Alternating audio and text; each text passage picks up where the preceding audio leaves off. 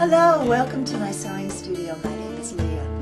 When a bride brings me a wedding gown that she wants to have bustled, I look at many factors. The length and the width of the train, the type of fabric the gown is made of, where the decoration on the train is, and things like where are there layers of crinoline and netting underneath the train. I'll also ask the bride if she has some concrete ideas of how she wants her bustle to look. Maybe she's seen one at a wedding or a picture in a magazine. We will discuss all these things, and I will work with her to create a beautiful bustle that is just for her gown. I find that most gowns fall into three basic bustle categories: French bustle, the ballroom bustle, and the pickup bustle. On this video, I will show you step-by-step instructions how to do each of these bustles. It's a little bit of science and a little bit of art. You have to consider all those factors I told you about, plus your creativeness. That's where the art comes in, and it's fun. It's not rocket science, it's not that difficult, and you don't have to be a professional seamstress to put a beautiful bustle on a wedding gown. It's really fun and easy. So let's start with the ballroom bustle.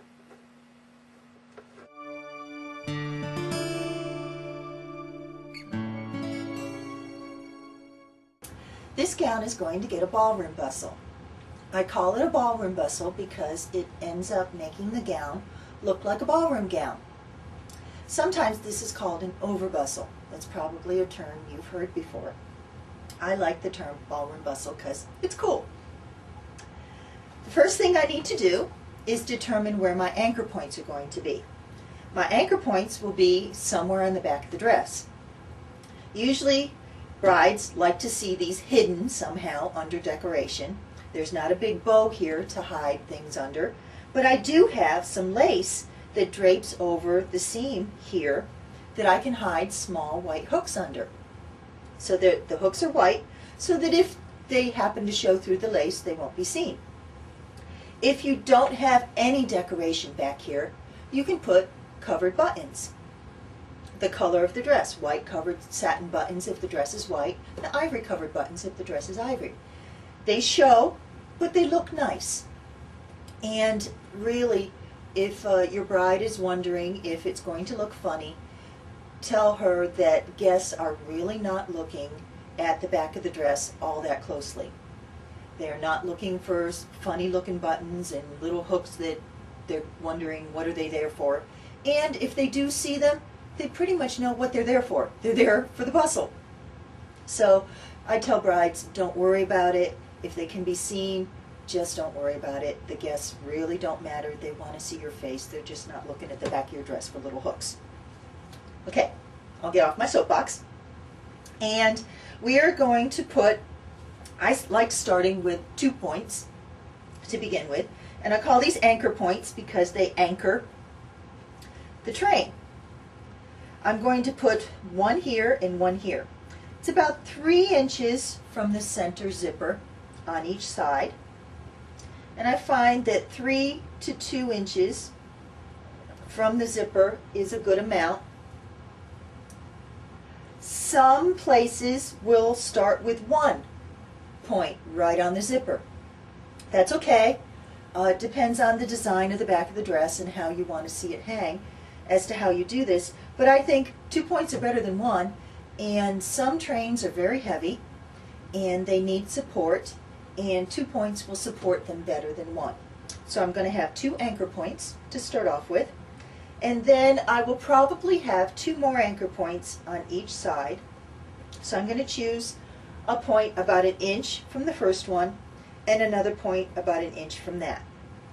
And then over here I'm going to put a point about 1 inch from the first one, anchor point, and another one about 1 inch from that.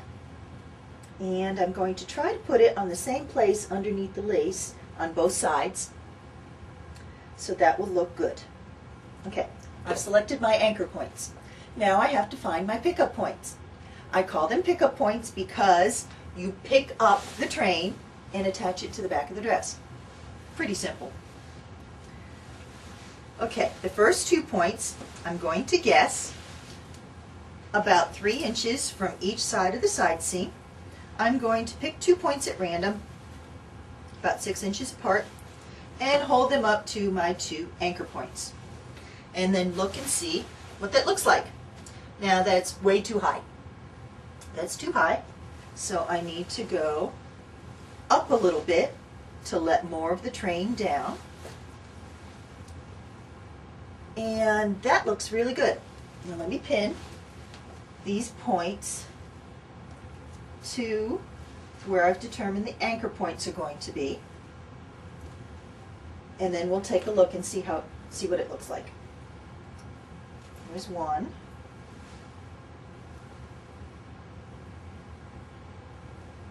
And here's the other one. Okay. Now, that looks very nice. It's just barely touching, like the front of the dress. The front of the dress we've already hemmed, and that's barely touching the floor on the very tips of the lace. That's the way the bride wanted it. And so that looks very much like the front of the dress. So we are on a good start to get the back totally level and looking like the front.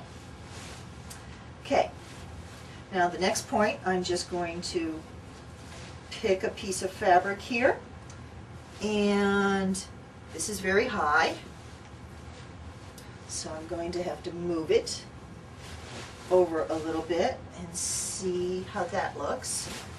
It's still pretty high there. Let's go down some more. This can take a very long time as you play with the fabric and test how the train is hanging, and this looks pretty good. Now, if you can see, this right here is a little bit shorter than this right here. Again, the goal is to get the back of the train level, but it's not going to be totally perfectly level. But we are going to try our best to get it as level as possible. But let's see, this point looks good to me. Let's try this. Can you see how that is? Some places are touching a little bit more than others, but that's a pretty good point. All right, I've still got dress over here that's hanging too long. So I am going to need one more point. Let's see. That looks pretty good. Yeah, that looks very good. What do you know? Okay, I'm going to pin this to my last anchor point. And turn the dress around here a little bit. That looks very good on the side. It's very good across the back. Okay, now I need to do the same thing on this side.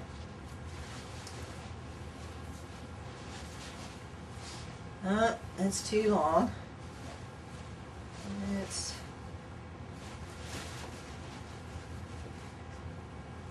Yeah, that looks good. Now, when I have lace on the back of the dress, I have an idea of where the points are going to be on this side, because I found good points over here, and I took note of, while I was doing this, I looked at where the lace was configured over here, so I automatically go over here and look in the same place of where the lace is put here, so I can find a place that will work for this side of the dress. There we go, that looks good. Can you see that? That looks very good. And here's my last pickup point. Ta-da.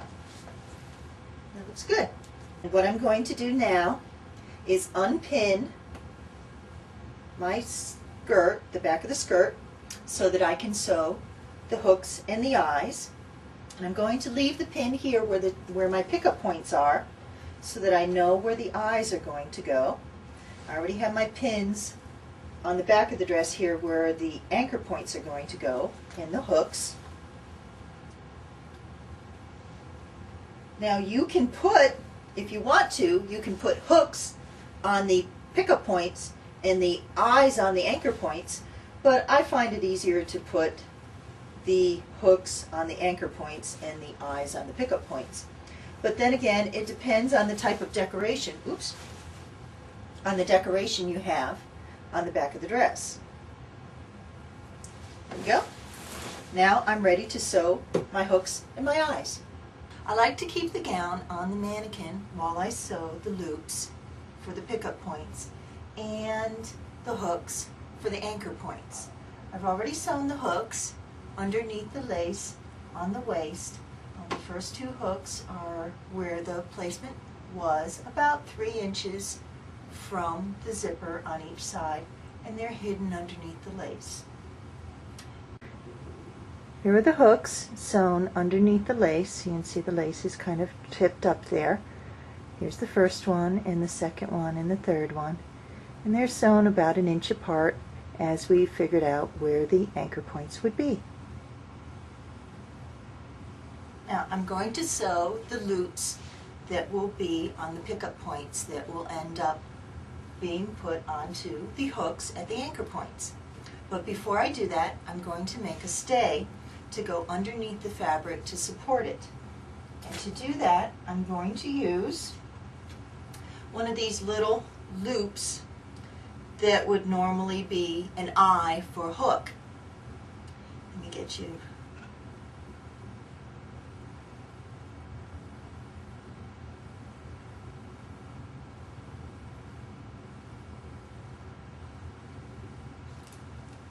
To make the stay, I'm going to use one of these little eyes that would normally be sewn onto the hooks. But we're not going to use these, we're going to make our own thread eyes.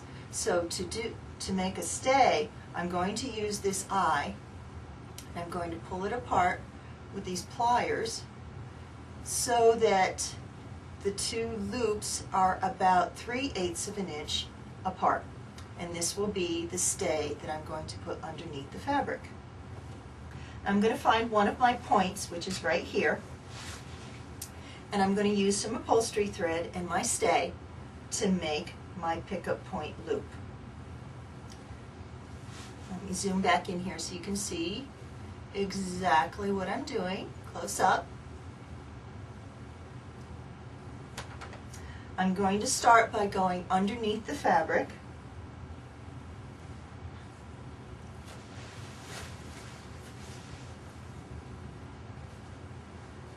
And I'm going to come up about 1/8 of an inch below where my pin is. Can you see what I'm doing?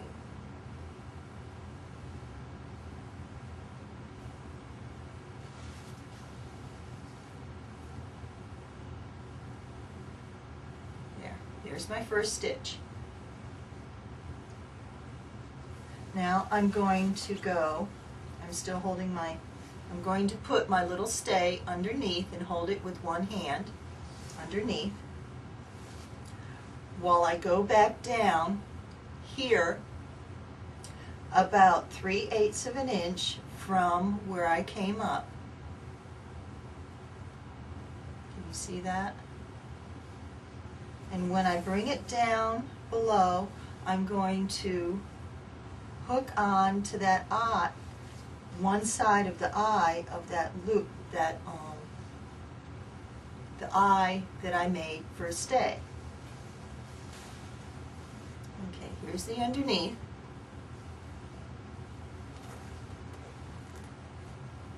I'm going to sew through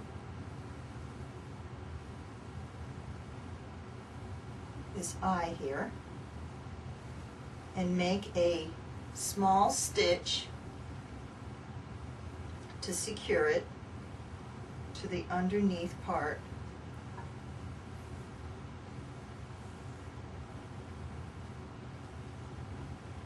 of the dress. There. Then I'm going to go back up, back through the loop and back up very, very close to where I came down, but a couple threads away from where I had put the needle down through the fabric.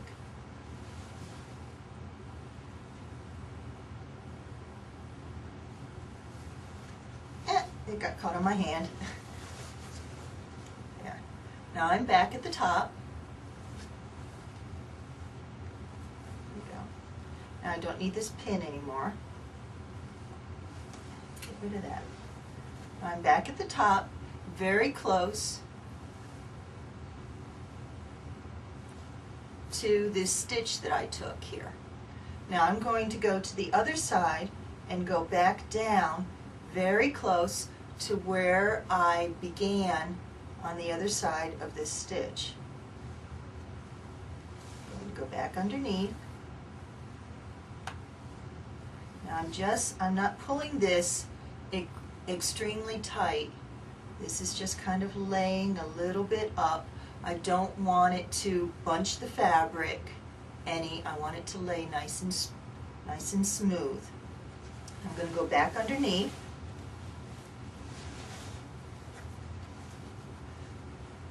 To where my stay is.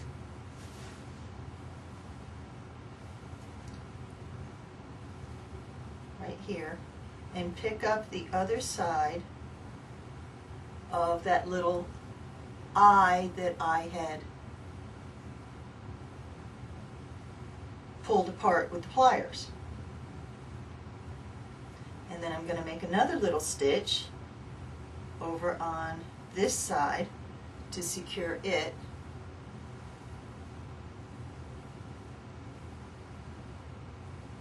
To the underside of the fabric for where the loop is going to be. Then I'm going to go back through this eye again and back up the top to the top of the fabric. This is very difficult to see with white thread and white fabric. Oops, the needle fell back through. Hang on a sec. Let me get it back up here.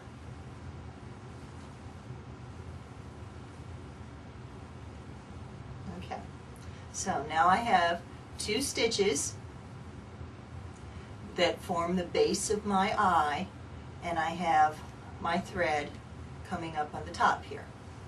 Now I'm going to do some knot work along the 2 stitches I have here. And I'm going to do that by encircling the thread. Let's see if we can show it. Come here.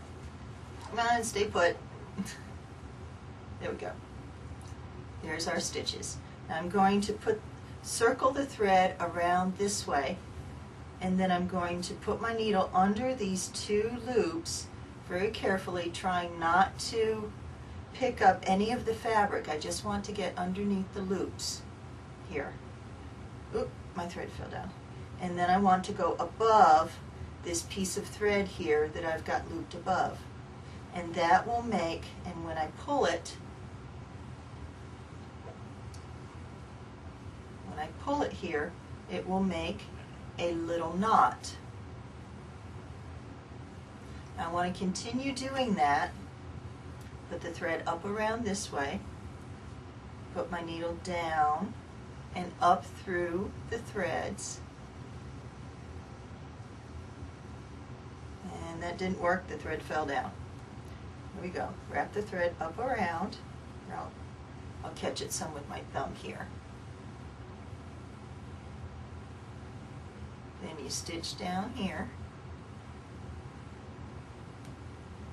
and make your little knot.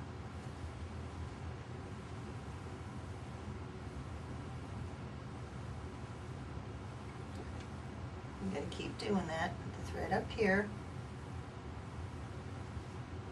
I find that I need to do this probably 7 to 10 times. It depends on how thick you made the stitches in the beginning.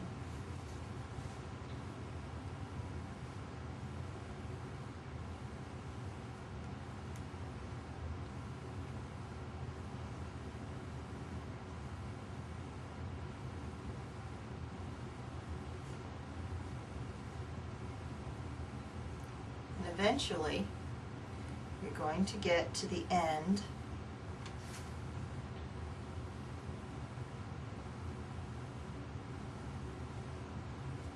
Oops. Come on. Stay up there.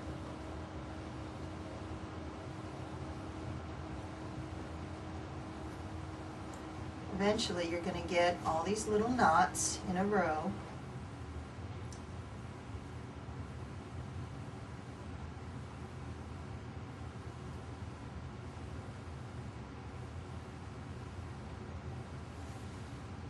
I don't know, how many have I done so far? About 4, 5 maybe. And keep going. Loop the thread around this way. Loop the thread around this way. Come on! Sometimes it doesn't want to stay put. I'll make the stitch. There. Can you see how it's making a pretty loop?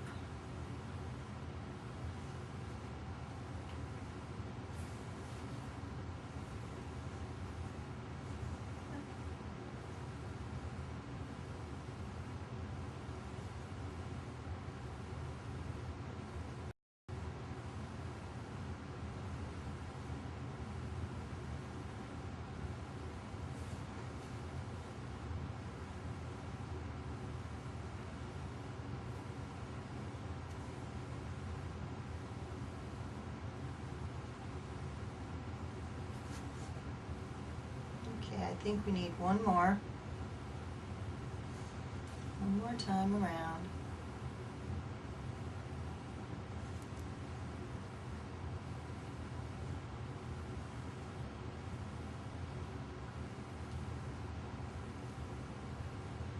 Okay. And that makes a really pretty looking little eye. Now I'm going to go down on the end here to the other side and make a knot.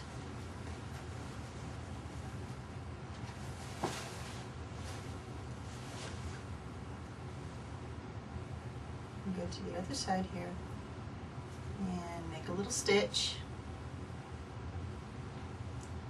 And then make a little knot. Where I knot, I loop the needle through the thread twice and then pull it, and that makes a nice knot. And then I'm going to trim that.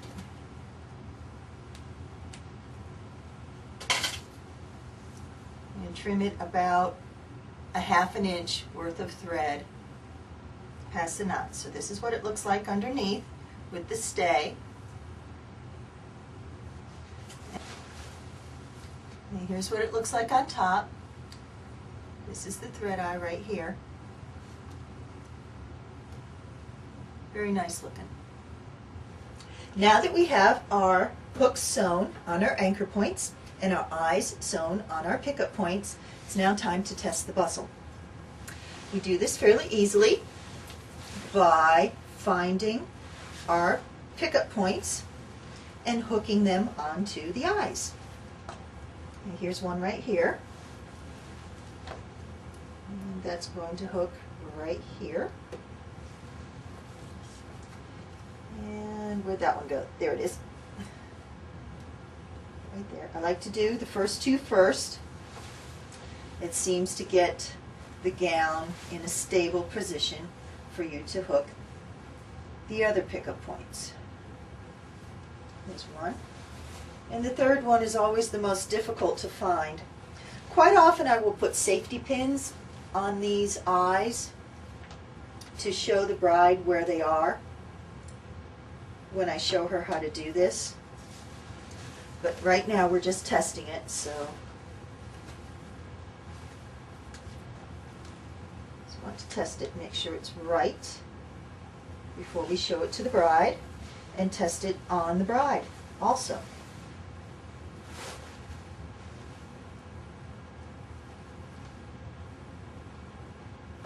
Okay, now I've got them all hooked, and this looks really funky. That doesn't look pretty at all. The bottom looks nice, but this looks really goofy. The way to fix this is very easy. All you have to do is remember to tuck toward the center seam. Anything that looks goofy or funky, just tuck it under toward the center seam. This looks kind of goofy, tuck it under. And you just keep tucking and arranging until it looks pretty. It's pretty easy. There you go, that looks nice. Let's do this one. Over here, tuck anything that looks funny toward the center.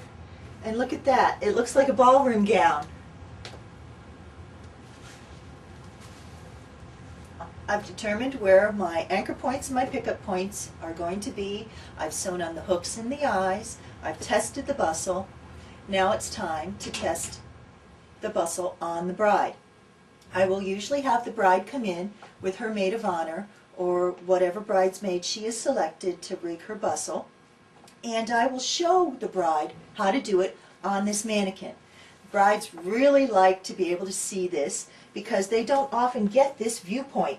And it's really hard when you've got the dress on to try to see what your backside really looks like. And having a bride understand what her backside looks like is just as important as having her know what her front side looks like.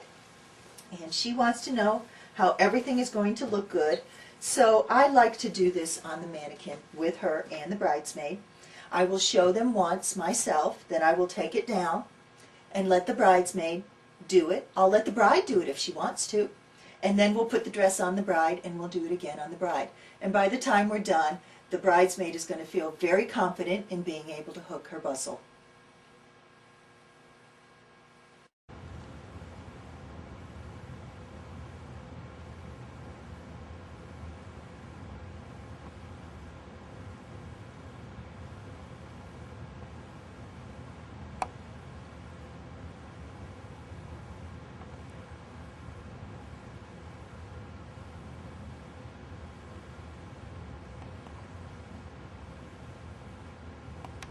Hello again, and thank you for watching my video. I hope you've learned a lot about how to bustle a wedding gown. Please come visit me on the internet at Leanna Studios. The address is at the bottom of the screen. Click on the link for the bridal studio, and you will find pictures of wedding gowns that I have bustled. I will continue to put more pictures on the site as I find gowns that I think would be interesting for people to see.